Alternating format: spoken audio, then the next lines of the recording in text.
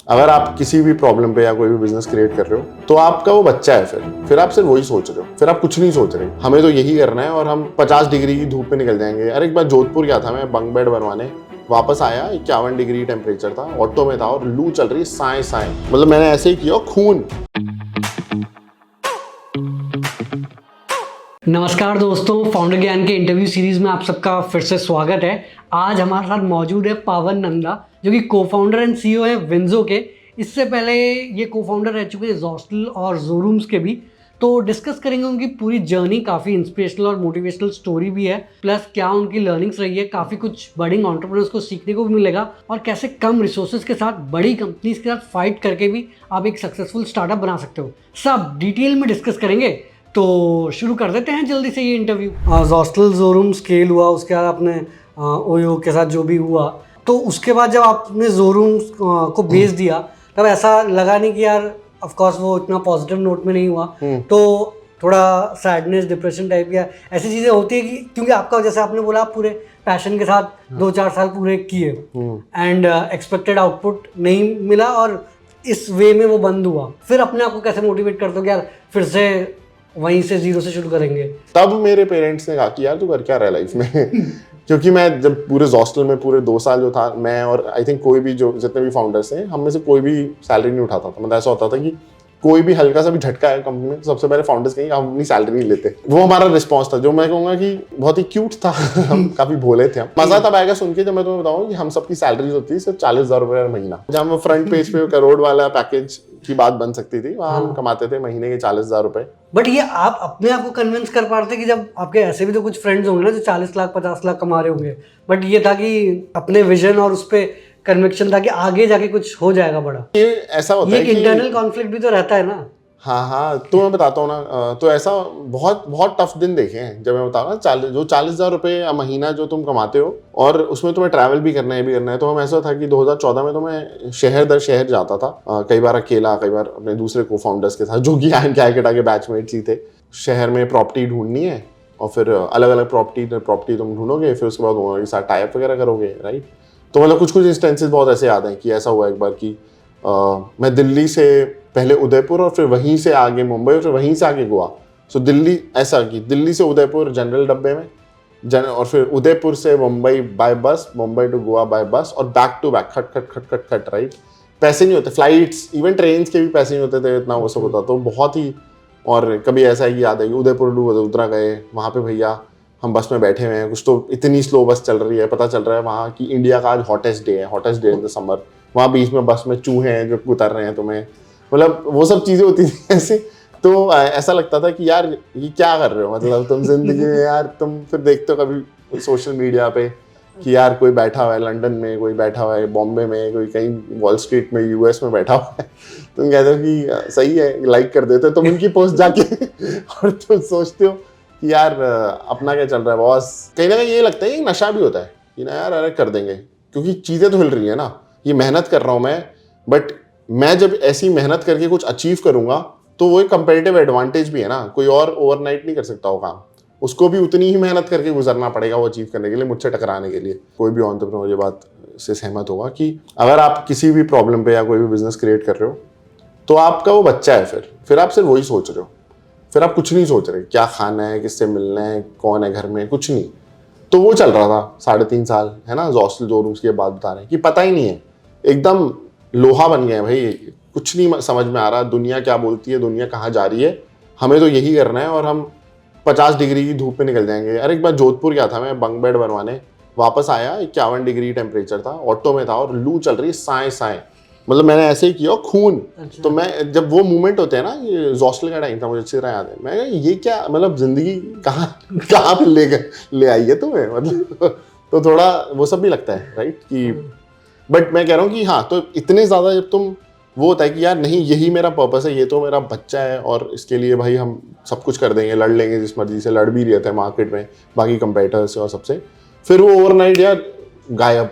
ये था कि चलो अब उठते हैं, अपने कदम वापस रखते हैं ज़मीन पे एंड क्या करना चाहते हैं अब हम, राइट। पूरा 2016 निकल चुका था, 2017 की बात होगी, मिड 2017 की। एंड ऑफ कोर्स मैंने बताया ना 2016 में घर वाले भी वो हो गए थे कि भाई क्या है, चल क्या रहा है जिंदगी में। उन्होंने भी पूछ लिया। हाँ मतलब बैंक बैलेंस भी जीरो हो गया था, कुछ नहीं था मतलब। और होता है ना कि यार इनसिक्योरिटीज वगैरह ट्रिगर हो रही होती है। But that was the time जब लगा कि यार अब क्या करना चाहते हो, तो कुछ ऐसा ही लेते हैं, दोबारा चालू करते हैं और इस बार एक लंबी इनिंग्स खेलेंगे और ऐसा सेक्टर उठाते हैं जहाँ पे इनफाइनाइट पोटेंशियल हो, अपनी मतलब का सेक्टर उठाएंगे एकदम। फिर उसके हिसाब से चालू करा। ऑब्वियसली ये टाइम था जब जियो आ गया था, स्मार्टफोन रेवोल्यूशन हो गया था, दिख गया था कि मतलब अब ये जो सबके हाथ में फोन आ गया है, इससे अब चीजें बदलने वाली है, इससे बहुत अपॉर्चुनिटीज खुलने वाली है, राइट। एंड हुआ भी ऐसे ही। दो सेक्टर पे हम एनालाइज कर रहे थे, एक था फिनटेक और दूसरा था गेमिंग। दोनों ही हमें लगा यार इनफाइनाइट पोटेंशियल वाले सेक्टर है। उसमें हमने फिर बात की लोगों से, तो रियलाइज हुआ कि ये काफी रेगुलेटेड सेक्टर है फिनटेक ना, कि यार ये कर सकते हैं, ये कर सकते हैं, ये कर सकते हैं। तो लोग कह रहे बट ये तो अलाउड ही नहीं है, ये तो है ही नहीं, ये तो इसकी तो गाइडलाइन नहीं है, इसकी तो रेगुलेशन नहीं है, इसकी तो आरबीआई बोलेगा। उन्होंने कहा यार ये तो स्टार्ट होने से पहले ही मार रहे हैं यार हमारे सारे आइडियाज। तो थोड़ा सा हम गेमिंग की साइड बढ़ गए। एक था मतलब हमारा एक और तीसरा बंदा था जिसका नाम चंचल, तो हम चंचल से मिले, वो कुछ गेमिंग में कर रहा था, हम कुछ गेमिंग में करना चाहते थे, तो हम साथ में फिर हमने स्टार्ट किया विंजो। ऑफ कोर्स अब सब कुछ जीरो से आप शुरू कर रहे हैं, तो इनिशियल वही कि पहली बात को फाउंडर्स कैसे चूज किया और अर्ली टीम कैसे बिल्ड करी, स्पेशली जब आपके पास उतने रिसोर्सेज ना हो, जो कि majority of the startup founders का यही होता है कि शुरुआत में तो रिसोर्सेज नहीं होते। काफी टफ होता है यार, मैं कहूँगा कि आसान नहीं होता, क्योंकि को फाउंडर सेलेक्ट करना तो सबसे आसान काम है, को फाउंडर सही सेलेक्ट करना सबसे मुश्किल काम है, ठीक है। अगर जनरली मुझे पूछो तो को फाउंडर्स चूज करने के लिए सबसे इंपॉर्टेंट चीज होती है ट्रस्ट। मतलब बाकी तो यार ऑब्वियस सी बात है कि तुम अपनी, अगर ट्रस्ट ही होगा तो तुम अपनी मदर को चूज कर लोगे ना, बट लेकिन बेसिक लेवल ऑफ जो क्वालिटीज हैं वो तो है ही, जो आई एम श्योर जो दिख जाती होंगी तुम्हें पहले कुछ बारी जब तुम मिलोगे कि हाँ यार ये आदमी टेकी है, मेरे को टेक नहीं आती, ले लेते हैं, या ये आदमी बहुत अच्छा पिच कर सकता है, मैं पिच नहीं कर सकता, या ये आदमी कुछ और है, राइट, सेक्टर एक्सपर्टीज है। बट हाँ मतलब क्वालिटीज की बात करूँ तो आई थिंक ट्रस्ट बहुत इंपॉर्टेंट है, राइट। बहुत लोग ये बोलते हैं कि टीयर 2 टू टीयर 5 में इतना पैसा नहीं बन सकता, तो वो आपको कभी कंफ्लिक्टिंग नहीं लगा? या वही है मजा उसी में है, ऐसा नहीं है पैसा नहीं बन सकता। अगर आप सही में टीयर 2 टू टीयर 5 यूजर को समझेंगे, वो कैसे ऑपरेट करता है, वो क्या चाहता है, वो अपना दिन कैसे बिताता है, उसके लिए आपका प्रोडक्ट क्या मायने रख सकता है, अगर आप वो सब लेवल पे जाके सॉल्व करना चाहेंगे तो पैसा भी बनेगा जितना पैसा बनना चाहिए। और वॉल्यूम देखिए ना आप, मतलब 90% यूजर्स आपके अगर टीयर 2 टीयर 5 में बैठे हैं, नॉन इंग्लिश स्पीकिंग बेल्ट में बैठे हैं, तो वहाँ पे अगर एट पर यूजर लेवल में भी पैसा आधा भी बनता हो टीयर 1 से, बट वो वॉल्यूम इतनी ज़्यादा है कि वो एनीवे किसी भी दिन ओवर पार कर जाएगा। तभी तो आप देख रहे हैं सारे स्टार्टअप्स आजकल छोटे शहरों में जा रहे हैं ना, क्या जोमेटो, क्या स्विगी, क्या अमेजॉन, फ्लिपकार्ट। इस फील्ड में कुछ तो बड़े प्लेयर्स हैं ही, आपके नज़ारा ने आईपीओ कर लिया, एमपीएल, ड्रीम 11 काफ़ी बड़े स्केल पे ऑपरेट कर रहे हैं। और इनिशियल तो चलो अभी फंडिंग है, बट इनिशियल में नहीं है, तो वो आप अपना मतलब फोकस कैसे मेंटेन करते हैं यार? आपको पता है कन्विक्शन कैसे मेंटेन करते हैं कि यही कर रहे हैं, जबकि बड़े प्लेयर कुछ और कर रहे होंगे भी? तो एक्चुअली पहले ये बताता हूँ कि अभी की बात बताता हूँ और फिर उस पर आऊँगा कि बड़े प्लेयर्स की जो हम बात कर रहे हैं, तो हमारी जो कैटेगरी है ना जिसे हम कहते हैं सोशल गेमिंग, उसमें हम सबसे बड़े प्लेयर हैं, हमसे बड़ा कोई भी नहीं है। अब मैं आता हूँ कि यार इन जनरल आई थिंक जब एंटरप्रेन्योर्स बिल्ड कर रहे होते हैं तो बड़े प्लेयर्स के साथ कैसे लड़ाई की जाती है, राइट। तो हमने तो यार देखो, जब जोरूम्स भी था, हमेशा जो भी एक वेल कैपिटलाइज्ड बिजनेस होगा ना, वो ये कोशिश करेगा कि मैं किसी तरह से अपने कंपेटिटर्स के साथ ऐसी लड़ाई में उलझ जाऊं जहां पे फंडिंग का रोल प्ले होना स्टार्ट हो जाए और फिर मैं सब लोगों को आउटस्पेंड कर दूंगा और मैं जीत जाऊंगा, बाकी लोग मर जाएंगे। That is the very basic strategy.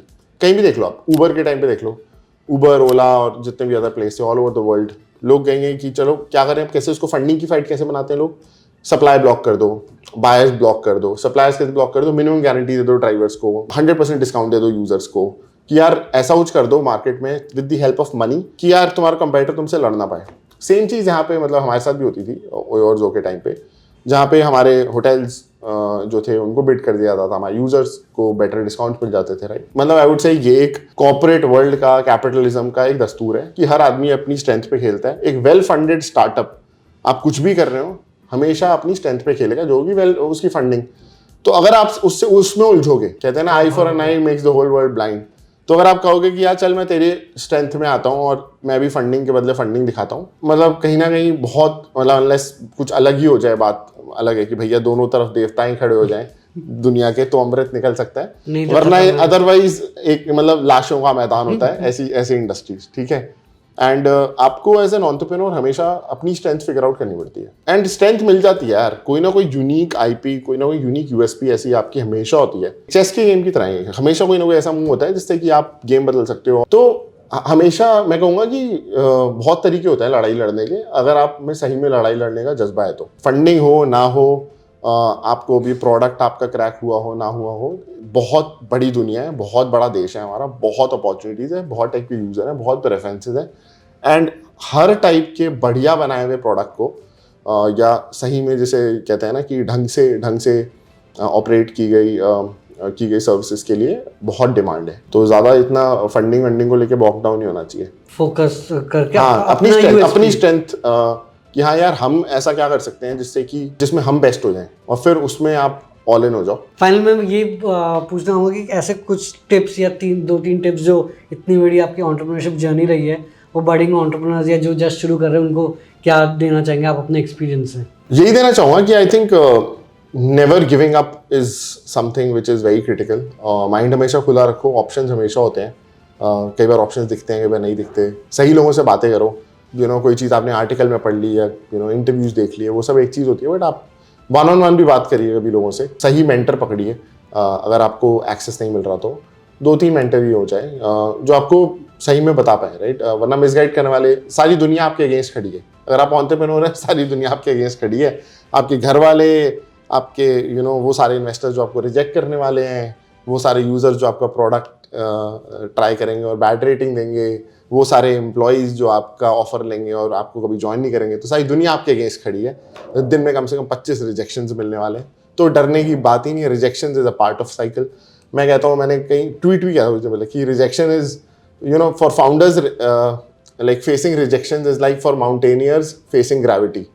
ये तो है ही ना, मतलब इसी के अगेंस्ट तो चलना है अपने को। तो I think as long as वो एटीट्यूड है अपना, तो कुछ ना कुछ तो बन ही जाएगा यार, कुछ ना कुछ तो हो ही जाता है।